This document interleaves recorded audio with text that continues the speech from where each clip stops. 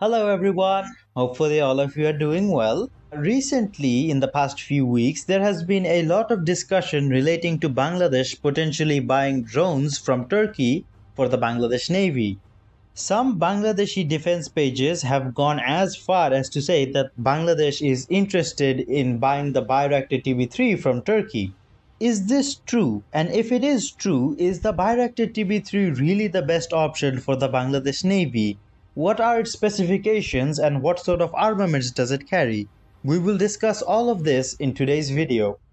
Firstly, let's learn some basic information about the Bayraktar TB3. The TB3 was first unveiled during October of 2020. Though the design is based on the Bayraktar TB2, it is much larger and is able to be deployed from a carrier ship. Currently, only two prototypes exist. Bayraktar has said that they plan on inducting the TB3 into service before the end of 2025. Now let's look at its specifications and compare it with the TB2. By looking at the maximum takeoff weight, we can see that the Bayraktar TB3 is more than double the size of the Bayraktar TB2. Because the Bayraktar TB3 is so much larger than the Bayraktar TB2, it also has almost double the payload capacity at 280 kg. The Bayraktar TB3 also has a slightly higher service ceiling than the Bayraktar TB2. As for endurance, their endurance is about the same. For armaments, both the Bayraktar TB2 and TB3 carry almost the exact same set of armaments, like the LMU-TAS long-range anti-tank systems, rocket Sun-Kirit 70mm air-to-surface missiles, and various types of guided bombs. Main difference being the TB3 has 2 more hardpoints and 120 kg more payload capacity than the TB2, so it can carry a lot more of these weapons. There is one missile that the TB3 carries that the TB2 can't carry, which is the Roketsan IHA-122 supersonic precision guided missile. It's a 120mm supersonic missile meant to be used on high-value targets like radars and SAM systems. I'm mentioning it here because the missile is still going through testing and future versions are planned to have a range between 150 and 220 kilometers. Lastly, and very obviously, the TB3 has much more advanced avionics than the TB2. Okay, so now that we know everything about the Bayraktar TB3, should the Bangladesh Navy buy it? My answer is absolutely not. Let me explain. Some of you might have noticed that while talking about the TB3's armaments, I didn't mention any anti-ship or anti-submarine missiles or torpedoes because it doesn't have any. So how come the Turkish Navy uses it? Well, let's look at how the Turkish Navy uses the TB3.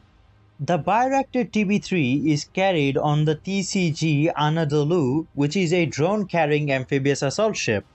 For those of you who don't know what an amphibious assault ship is, amphibious assault ships are used to transport tanks and other armored vehicles to the shores of an enemy country for assault. The TCG Anadolu specifically can carry 46 tanks. Amphibious assault ships are also usually capable of carrying helicopters, or in the TCG Anadolu's case, drones as well. Now let's see how the TCG Anadolu armed with the Bayraktar TB3s would be used. For example, let's look at Turkey and Greece. If Turkey wanted to launch an invasion into Greece, they would have to use the TCG Anadolu to land tanks in Greece. The TB3's role would be to assist an invasion like this. Flying the TB3 directly from Turkey to Greece would not be possible for a plethora of reasons like range, time, and of course security. But if the TB3s were transported to Greece's shore by the TC Anadolu, then they could operate from the Anadolu and conduct missions on Greece and then come back to the Anadolu. So as Bangladesh doesn't have any amphibious assault ships and we are in a defensive position, the TB3 would not be a good choice for the Bangladesh Navy. Instead, a drone that has anti-ship capabilities would be a much better option. Now, even though the Bayraktar TB3 isn't the right drone for the Bangladesh Navy, this doesn't mean that the Bangladesh military shouldn't look into acquiring the Bayraktar TB3 in the future. Bayraktar has said that they will make two versions of the TB3. One will be a naval version that has folding wings, and one will be a regular land-based version that has fixed wings. The fixed-winged Bayraktar TB3 would be a great addition for the Bangladesh Air Force, who currently has no heavy drones. Thank you guys for watching the video till the end. If you want me to make a video on what drone would be a good choice for the Bangladesh Navy, request that in the comments. If enough of you guys request that video, I will make it.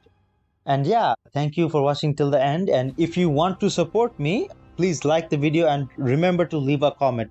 Leaving comments is actually very important because that's how I remember and recognize most of you guys. So yeah, if you want to support me, of course, leave a comment, like the video, and if you really like my videos and want to see more of them in the future, consider subscribing. Again, for the third time, I appreciate you watching the video till the end, and I will see you in the next video.